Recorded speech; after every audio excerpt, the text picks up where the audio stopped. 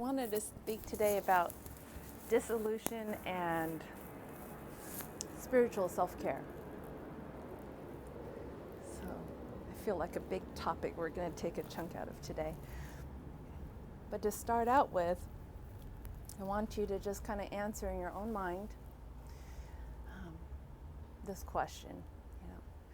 If you are an egg, if you're a carrot, if you're a tea leaf, or maybe something else. So I'll start with those three first. So it's really interesting, these three objects, because when you have a pot of boiling water, and you start out with a carrot, and the carrot is really, really strong and firm, has a structure to its shape. But if you put that carrot into the boiling hot water, what happens? It literally disintegrates, like it falls apart, it becomes mush, it becomes baby food. And then if we look at the scenario with the egg, maybe start out with a little bit of a hard shell, but we're soft on the inside. But then when we put it in the pot of boiling water over time, not only does the shell stay hardened, but the inside also hardens as well. So if you guys are recognizing this theme here where, are we as human beings, ourselves, are we likened to any of these objects where through life, which I think of maybe sometimes can feel like a pot of boiling water, puts a certain amount of stress and pressure on us. Do we fall apart and become mush? Or do we harden ourselves on the inside on top of our hardened outside? Or are we something like a tea leaf where we're placed in the hot boiling water and we not only change the environment around us, but we still retain our own structure. And not only do we change the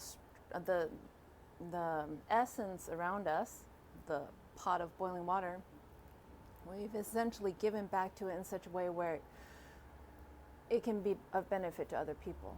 Right? People can drink it and they have tea. Right?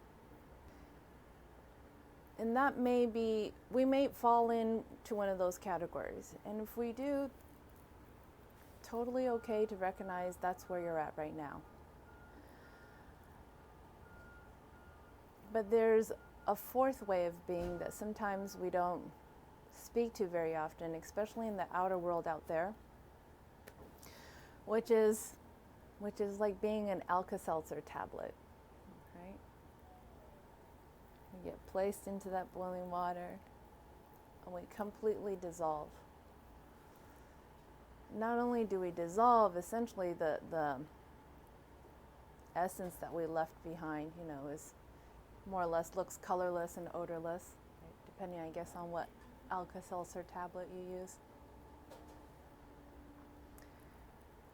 And I want to speak a little bit about that today because that essentially is what we are agreeing to, if that's the correct word, when we come onto the spiritual path. We're essentially agreeing to become this Alka-Seltzer tablet with our ego and drop it into the water and allow it to dissolve away.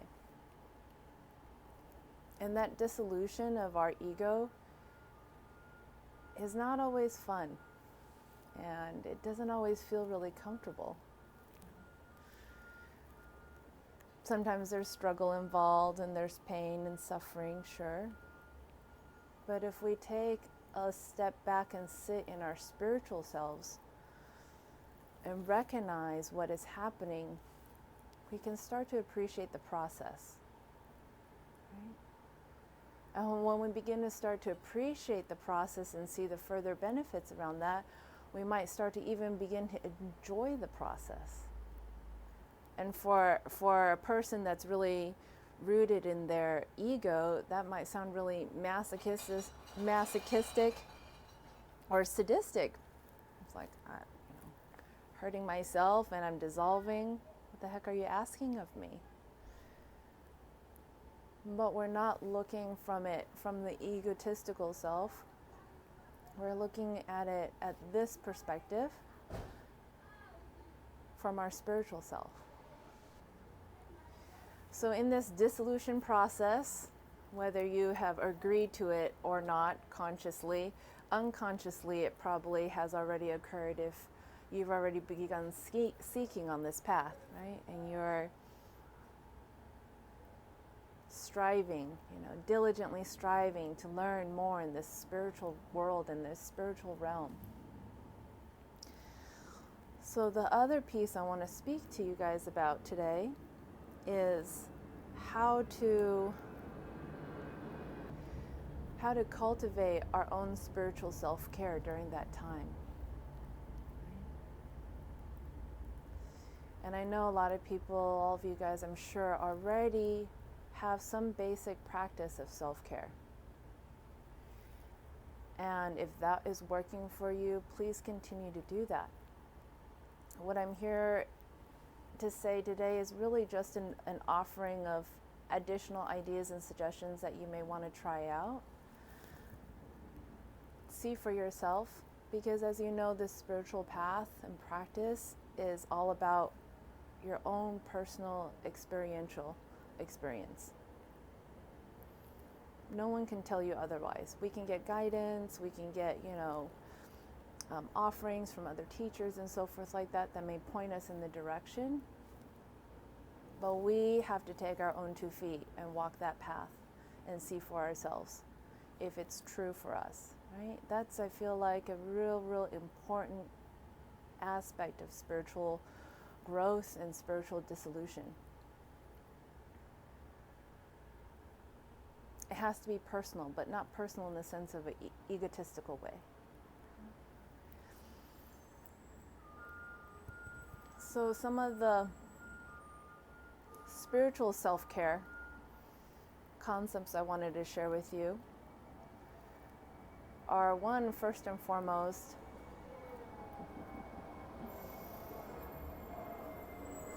a consistent daily practice, personal practice, sitting meditation. So in our personal daily practice, once a day is really good. Twice a day is even better, kind of like a morning and evening thing. And you can sit for what's comfortable for you. You can utilize the technique that you've learned from some other teacher, or you can use the technique that you learned from here. And it doesn't matter if it's 5 minutes a day, or, probably want to maybe max it out at about an hour each sitting. But instead of kind of getting the ego involved and you start getting competitive, like, oh, my friend is sitting for 15 minutes, I need to sit for half an hour, right? That it needs to feel honest and true for yourself.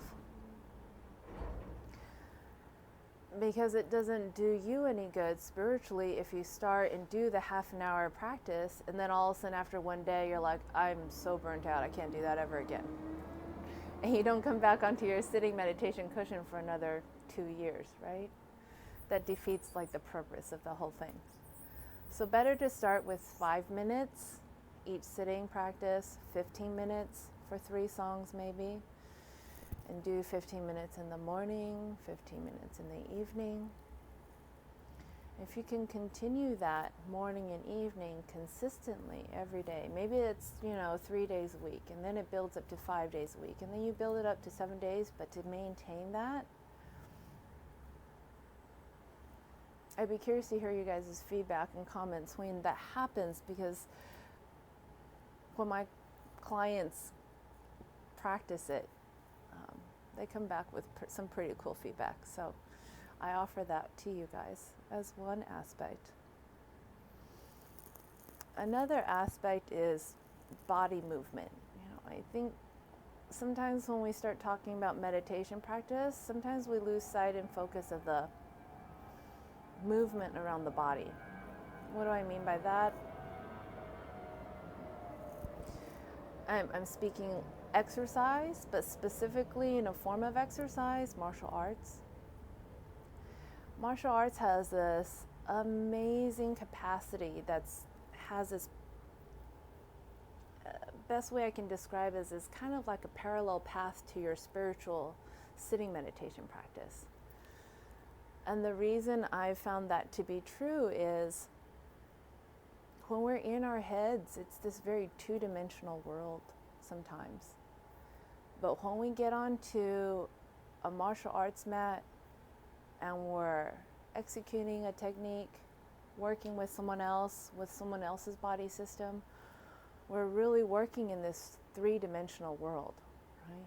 We're feeling things, we're trying to implement things with our mind, we're also trying to affect it in a certain way with our bodies. And the energy output of how we are presenting our bodies when we're on the meditation mat, martial arts mat, excuse me. So something to consider. And I know it might not seem like there's a correlation of sitting meditation and martial arts.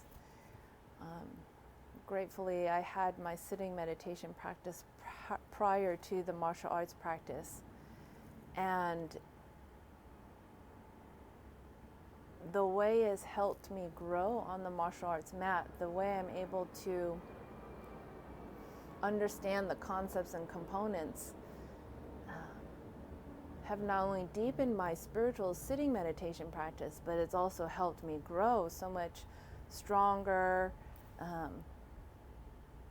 a little bit more fluid when I'm on the martial arts mat. It's a powerful practice when you get onto the martial arts mat and you have a sitting meditation practice and an attacker comes to grab you, or they try to throw a punch at you, that you've gotten a certain foundation already of stillness in your body and in your mind, that you can take that, bring it into the martial arts mat, and effectively work on dealing with the attacker, right? The attacker is just the label of the partner you work with on the martial arts mat. Other self-care things. Simple, not always easy. Probably some of these are so basic that it might seem redundant to hear again, but food, nutrition, totally how it fuels our body system. Just like an Olympic athlete when they're training for their event, right, for their day of competition, they're probably not sitting around eating McDonald's every day. They're really mindful of the nutrition of what they are putting into their body system so it can have the optimal output. And it's so key today, especially when we can get so caught up in the fad of whatever's happening out there with the food or nutrition. I don't want to say dogma, but there's some hardened beliefs, in Buddhist philosophy or practices that you have to be vegetarian. And I would say, besides F that sounds so disrespectful. I would say what it needs to happen is it needs to be true for you. If you're a vegetarian and that's true for you and that's right for your living and your way of life, I wholeheartedly support that. For me, that doesn't work for me in my life. If I'm doing my exercises, if I'm getting my butt kicked on the martial arts mat and or trying to kick butt, there's no way I'm functioning on vegetables. My body just needs a little bit more heavier protein, so I eat meat, right? And if there are any vegetarians out there, sorry if I offended you. Excuse me. But the essence around that is going back to the spiritual self-care is it has to be for ourselves in a very selfish way, it looks like. It can be perceived that, but the selfish way is actually very selfless. If we're doing it in a healthy way and we keep our energy fueled right, body moving so we're not achy and we can move out there in the world, we can address people, places, and things in a healthy manner and not become shut down, stepped on, pushed around. Not only are we able to hold our ground, but we're able to begin to affect change, not only to other people's life, but for our own. Nothing wrong with kindness, nothing wrong with compassion and offering that. But it's not kindness anymore if you're letting everybody walk all over you, because that builds resentments, that fuels possible feelings of anger, right? And that spins us out in an unhealthy way. And we lose our spiritual center. And when we lose our spiritual center, we're spinning out. It's helpful to have certain anchors to hold on to or grab a hold of so that we can keep ourselves buoyant. You know, like if you're in the ocean and there's huge waves that day, for whatever reason, with the moon and the tides, really big waves. It's nice and helpful to have a few flotational devices around you.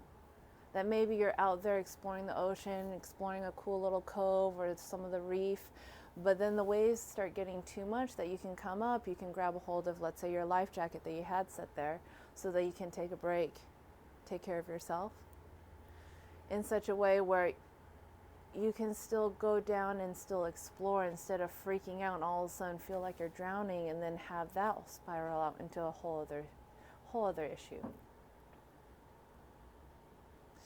So nutrition, we have movement, consistent daily practice.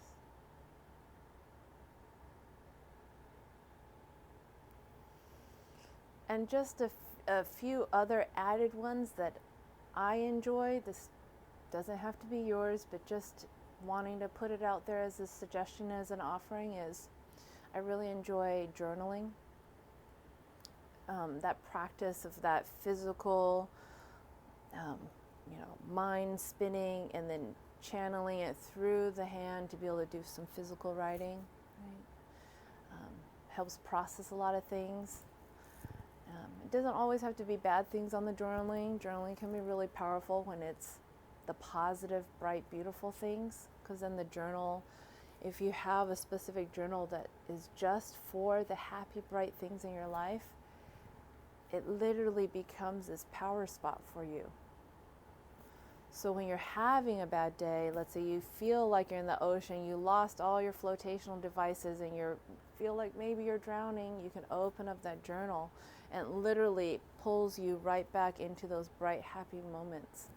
And that in its sense is another form of a life vest.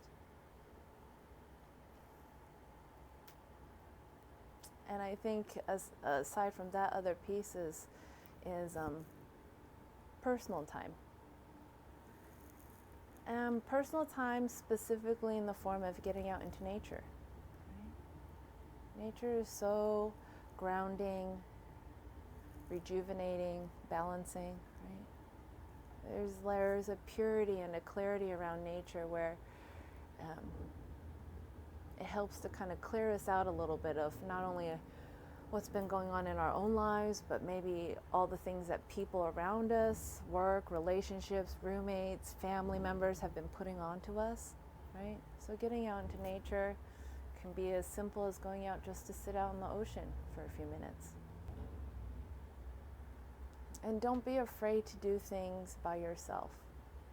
That's another component of that personal time. Sometimes we get so used to people around us, family, friends, relationships, significant others or kids, that we almost can get used to all of that energy swirling around in us, that we can lose touch with how we actually feel. And when we take time out in the nature, we can actually center and get clear by ourselves. We can really get clear on, oh, this is how I feel. Oh, I'm not really feeling that irritable. What is that about?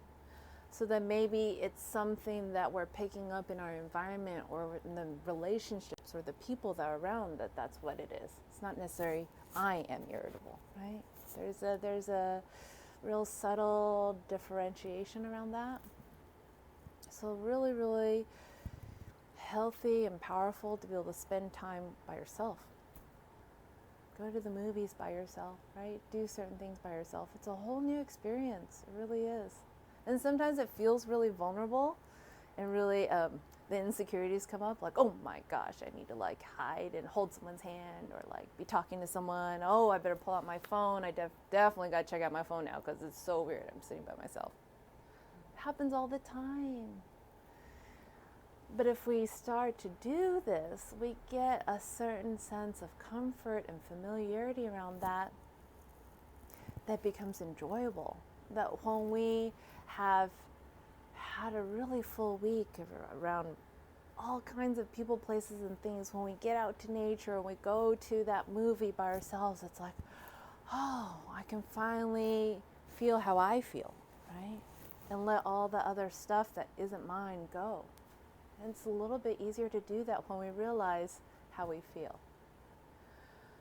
It's a little bit harder, not saying it's not impossible, it's just a little bit harder for in the thick of things and everything swirling around, you're like, gosh, I'm really irritated, this is really pissing me off, and not catching that maybe it's not you getting pissed off, it's someone else.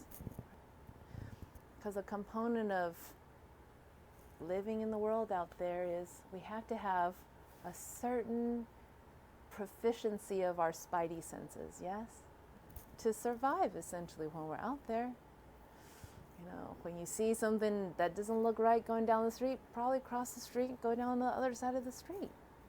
That would be intelligent. You don't have to do that, though. But don't do that in the intelligent way where it turns into a way of running away from. That's another thing. Doesn't mean like, oh my gosh, I can't deal with that down the street. I gotta cross the street. Oh my gosh, there's a traffic jam. I can't cross the street. Oh, and now we're paralyzed and we're stuck. And we're in this egoic place of fear, right? And aversion. And then the suffering starts. Sometimes just to play with it, you see something kind of funky, and if you feel like you're in a strong enough place and some of the options don't look that great, like, okay, see how I can do by staying as neutral, centered as I can, by walking through that and moving on to the next thing and not getting caught up. Our world is so very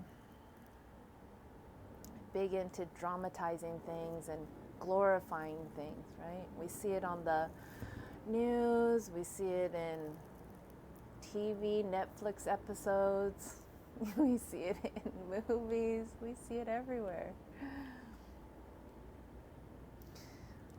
So just being mindful of not getting caught up in that drama. Of course you can, and sometimes it's fun to go for a dramatic, glorified ride. But recognize that all those things, all those choices we make in our lives is an energy output. So if we sit on our meditation cushion in the morning, fill ourselves up, battery power 100%, we go out into the day, every choice, everything we do takes a certain amount of energy expenditure. And there's a certain fluctuation just for the general maintenance of life and living life, you know. Maybe it's 20%.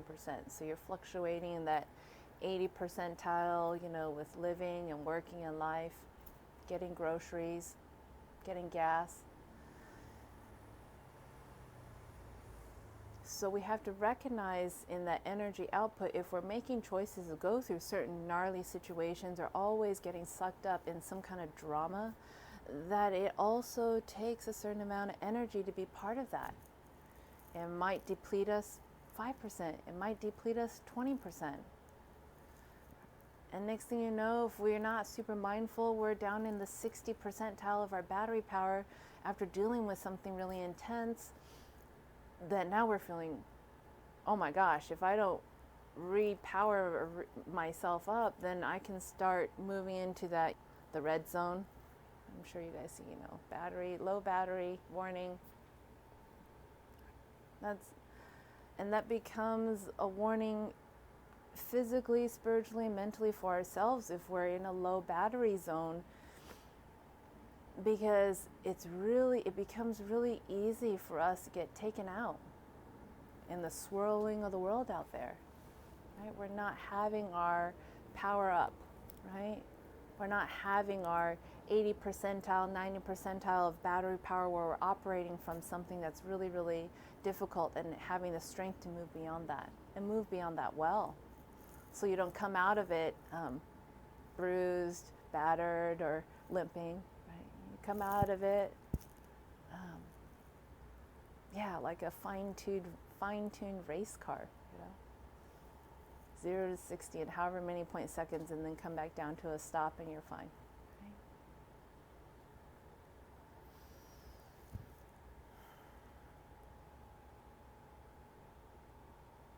It's also really lovely and beautiful to experience when we have a consistent spiritual self-care, and when we're able to keep ourselves in that really high powered up state, battery power life, 80, 90, 100%. It gives us also the strength and capacity to push beyond all the potential opposition or obstacles in our life and achieve something we really want to achieve. That could be the black belt you've been training for in the martial arts. That could be the marathon race you've been wanting to sign up for and complete.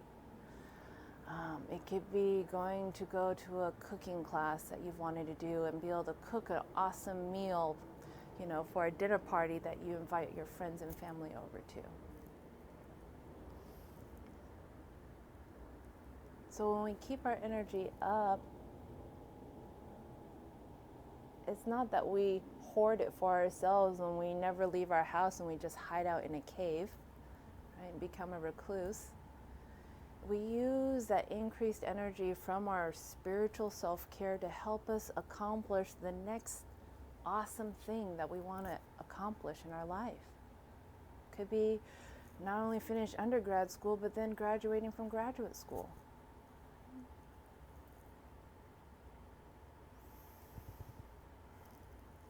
So I've done a lot of talking. I'm curious to hear if there are any questions, thoughts, or comments. I welcome disagreements too if you totally disagree with anything I said.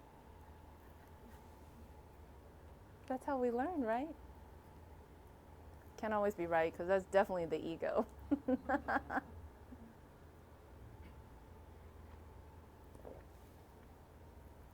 Questions or clarifications on anything? So I'm curious, when you journal, Mm-hmm. were you saying you have a journal for positive, happy memories? Yeah. You put sort of negative things maybe you're struggling with in another Yeah. journal? Yeah, you can definitely do that. Sometimes in the beginning it doesn't feel like there's that much space for either, so it kind of, in the beginning for me, it was kind of both was happening in that same journal, the good and the bad. Mm-hmm. But eventually, when we continue the practice, we start to maybe really appreciate and want to capture those beautiful moments, right? And maybe, yes, utilize a separate place and space to process some of those more painful moments, right? And it's important to do that because sometimes in the world that we live in today with so much pain and suffering, it's really easy to say, okay, I just need to do everything that has nothing to do with pain and suffering, right? So that avoidance thing that, people can coin it as spiritual bypass. So it's like, no, I'm good. I just got to stay positive all day long.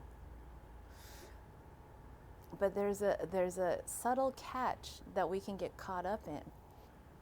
Spiritual practice is really cultivating this equanimity. that equanimity that allows us to walk the middle way. And when we're doing that, we're balanced. When we're on one side or the other, it fuels the possibilities and potential for other. And it can be aggression, it could be, discrimination, it could be whatever that other is that's separate from us. Good point, thank you. Good question. Any other questions? Which then would be what we would call the spiritual elitism, right? Yes. Yeah. Spiritual ego, if you will, right? Yeah. And that, it's that pendulum swing when we have a minority group that's been oppressed. Yes. And they start coming into, and women have done it too, we have the whole feminists, put all the men in jail. Oh, poor guys. Where, it swings, there's that, and that, I think it comes out of that moral superiority that you're kind of pointing to. And so we have to recognize when that arises in our own being, because we can't fix it in anybody else, but we can notice it. Yes. Beautiful, because you remind me of an example. My personal example is I work with clients in substance recovery, and so I'm the therapist there. I'll see clients, and one of the new clients I was really looking forward to seeing, I mentioned, I'm looking forward to seeing today later on after group, and she completely flipped out on me. I'm like, I didn't think I did anything. She's like, I don't fucking need another therapist. I don't want to see you. I was like, oh my God. Oh, okay. Right? And I didn't feel like I came at her in any sideways way. But so it really took me off balance. And it had me take a step back. And initially it hurt because it was like, dude, I'm not doing anything but trying to be kind to you and trying to offer a service, and I just felt like I just got the smack down. But when I sat with that more, because that ego jumps in, right? So when someone's being really aggressive, natural defense mechanism is to be defensive. You want to put your fist up? I'll put my fist up. Okay, you want to punch? I'm going to throw a punch too. But that gets us nowhere. It just cycles into this painful suffering cycle. But I had to watch my ego arise and watch it get really defensive. And then I had to feel like I had to swallow all that. Okay, the ego, I get it, I hear you, I see you, but I had to work a little bit deeper on the spiritual self to say, what is getting me triggered? Because it's really easy if we're living in that world of ego, we're not able to separate ourselves. It's like we start calling names. And then it becomes this fight. But when I was able to separate the ego for a moment, check in, instead of feeling like I am better than, other than her, it was so apparent, because when we actually did have the moment to sit together, I was like, oh my gosh, I see so much of myself in her. I really did. I really recognized, the stubbornness and the oppositional stance that she had against the world. And I got to a place where I could really genuinely respect and admire it, because I saw what it did for me in my life growing up when I was younger. It was like, no, you will not put me in a box. I refuse to be put in a box. And this is very much her kind of a field too. Thank God for this spiritual practice. I was balanced enough to have an awesome session with her. And I thought, awesome. But then our ego takes a hold of that and it's like, see, you're so great. See, now you've made a friend. See, you made an enemy into a friend and all this stuff like that. And then you get these expectations. Heck no. Next week, are we meditating again? This is so dumb, And I'm like, oh my God, I thought we bonded? I thought we were good. No. But because I did that initial process, the second round back for me to look at myself and change or affect whatever I needed to do without resorting and residing in my ego of like, oh yeah? Well, I'm gonna control, manipulate, get aggressive with you. Back. So when we start this practice spiritually of developing ourselves, we get better at it. We get better at it where they don't even know we're going through it. They don't even know that we've struggled, we've been affected. They just think, damn, why are you smiling again? I just cussed you out, or whatever it is. But this is the same thing as when we're on the martial arts mat. In the beginning, when we start out as a white belt, everything feels really clunky. Everything feels really disjointed. But then when we become a black belt in the higher ranking belts, everything is fluid. It becomes a dance. It's like, oh, someone's coming to grab me. Okay, this is how I move. And it looks like a dance. It really does. And it's so beautiful. But when we're in our initial stages, which is where we all start, it looks like, oh crap, you grabbed me. And you're frozen for 3 minutes. And the other person is like, yo, are you still there? You gotta like move. Oh, what? Get really into our heads. So this is all to say, everyone starts as a white belt. Everyone goes through all that awkwardness. And if we stick to that practice, we get better at that. We get more fluid. So don't lose hope. Wherever you're at, don't lose hope.